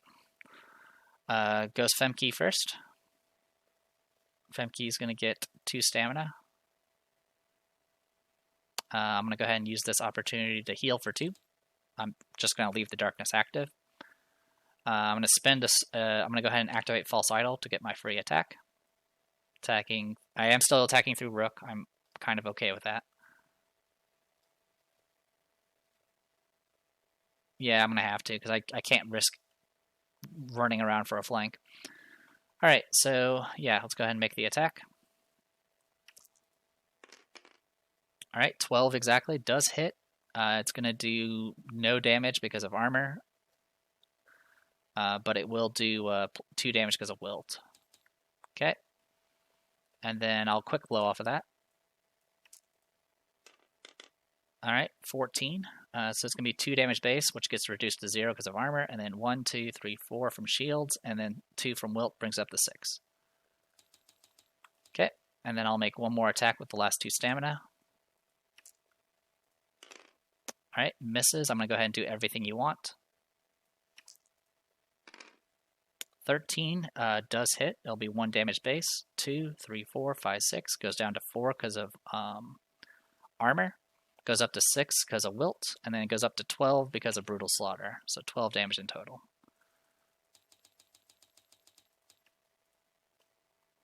Alright, and that is it for Femke. It's going to go ahead and go straight to Nightingale. Nightingale is in range, so she will go ahead and get healed for 1.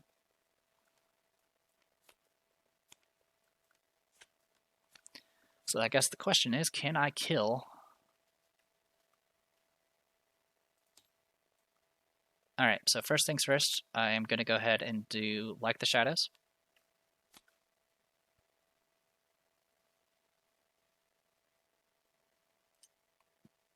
To get to here. That way I don't get the -1 from shooting through terrain. Alright. And then I should have gotten 4 stamina, so I should be at 5. I'm going to go ahead and do Precise Strike first.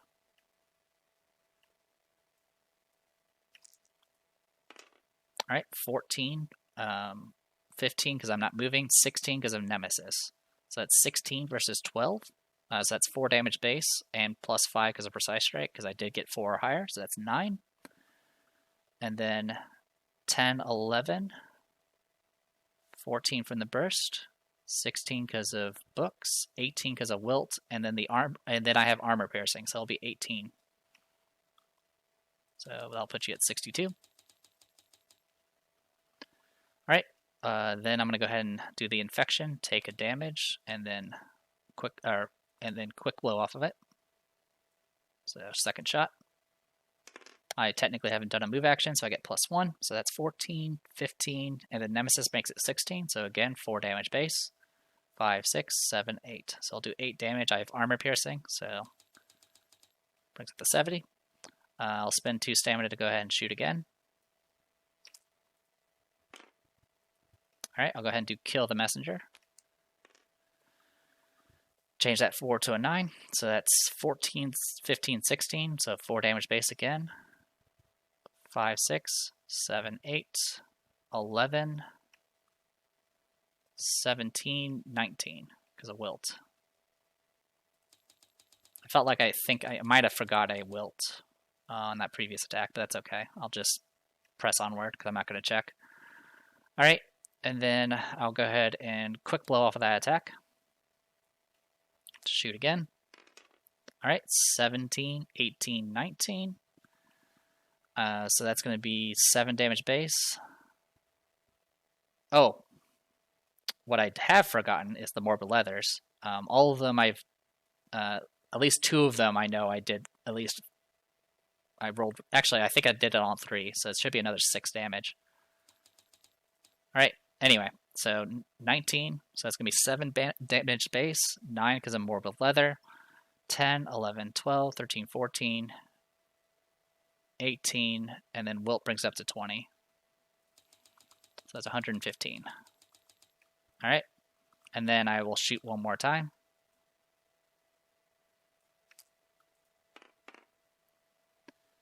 Would hit if I let it go through. I'm going to go ahead and re-roll the 4. Alright, so that brings it 12, 13, 14, so it's going to be 2 damage base. Has to be more than 2, so no extra damage. 3, 4 from shields, and then wilt brings it up to 6. Okay. And then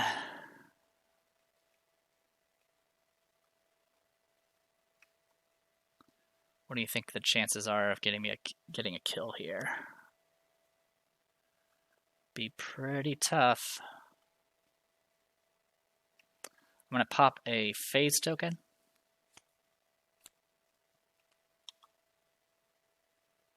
Actually, before I pop the phase token, I'm going to pop a Bottle Blessing, because I can pop that at any time to get 1 more stamina.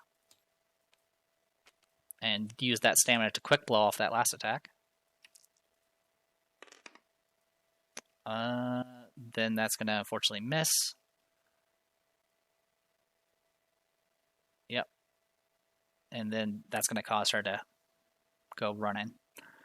Alright, so what's going to happen here is that ends the action. And then she's going to move 6 spaces towards the farthest opponent. So 1, 2, 3, 4, 5, 6. That'll probably be DM. 1, 2, 3, 4, 5. 1, 2, 3, 4, 5, 6. So definitely going to be DM. Alright, so it's going to take a step forward. I'm going to go ahead and do Overwatch to shoot again as a break attack. Alright, I'm still not moving, so it's going to be 18, 19, 20. So plus 1 from not moving, plus 1 from Nemesis, versus 12 defense. So it's going to be 8 damage base. Goes up to 10 because of Morbid Leather. 11, 12, 13 from shields. 15 from books. 21 from burst. And then 23 because of wilt. Bringing it up to 44 damage. And then she's going to keep moving. 1, 2, 3. Oh, also it's going to provoke a break attack from Rook. So I'll go ahead and do Rook's break attack. It's just teal and green here. 12, 13 because of Nemesis. Does hit. Against 12 defense. So it will do 1 damage base. 2, 3 because of shields, and then wilt brings it up to 5, and then armor reduces it to 3, so not quite enough to kill. Alright, anyway, continues moving. Oh, also, Femke can do Vigilant to get provoked 2, because this... Oh, actually, sorry, take back the 3 damage from Rook. It would not have happened with Rook, because Echo was already adjacent to Rook. Okay. Elusive prevents break attacks against anything that you started your move action adjacent to. But we can do a break attack with Femke using provoke here with Vigilant. So we'll go ahead and do that. 13 13 exactly against base against 12 defense. So it'll be 1, 2, 3, 4. So 4 damage goes up to 6 because of wilt, goes back down to 4. So 4 damage. So still not enough to kill. Alright. Anyway, 1, 2, 3, 4, 5, 6. Like that. Alright. DM does not have provoke. So yep. And then it's going to be make an attack against an adjacent opponent. It's going to go after highest initiative. So it's going to go after Nightingale. Nightingale is not dodging. Alright, misses. Now I'll resolve that. I'm going to go ahead and activate Nightingale's Ambitious, because I forgot to do that. So 2 stamina, and then 1 stamina for everyone else. Not you, because you're currently defeated. Alright. And then she's going to use that 2 stamina to shoot at Echo 1 more time.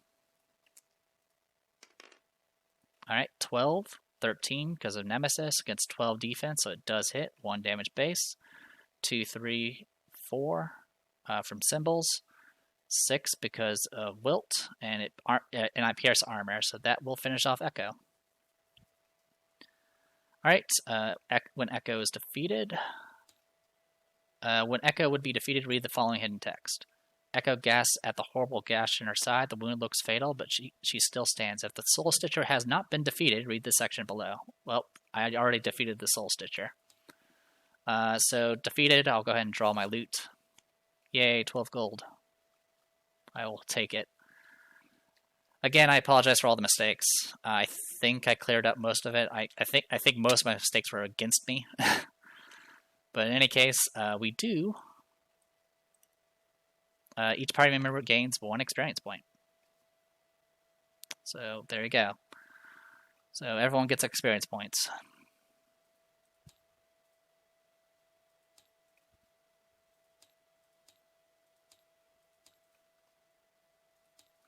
Alright, now supposedly, let's see, at the end of each encounter, if you had the core equipped since the beginning of the encounter, you get consumables. Well, I did, so I will.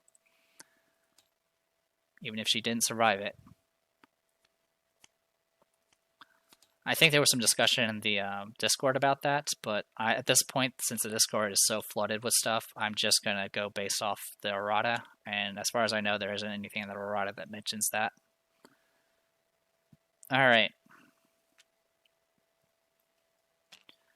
So with all that, we go to Pontifex Be Gone and go from there.